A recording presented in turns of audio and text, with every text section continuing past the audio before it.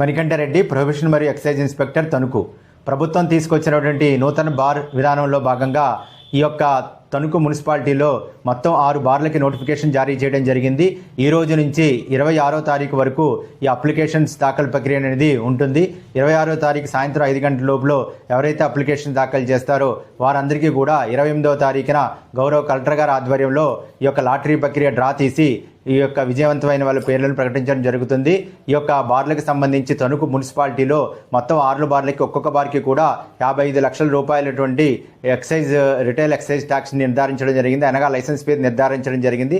ప్రతి సంవత్సరం కూడా 10% చొప్పున ఈ రిటైల్ ఎక్సైజ్ ట్యాక్స్ పెంచడం జరుగుతుంది. ఇది 3 సంవత్సరాల కాల పరిమితిలో ఈ యొక్క పాలసీ అనేది ఉంటుంది.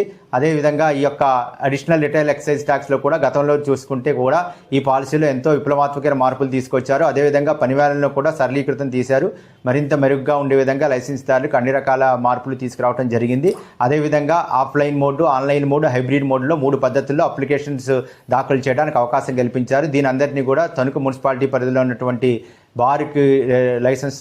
బార్కి అప్లికేషన్ దాఖలు చేయడం ఉన్న ఆశావాహులందరూ ఈ అవకాశాన్ని ఉపయోగించుకోవాల్సిందిగా సూచించడమైనది.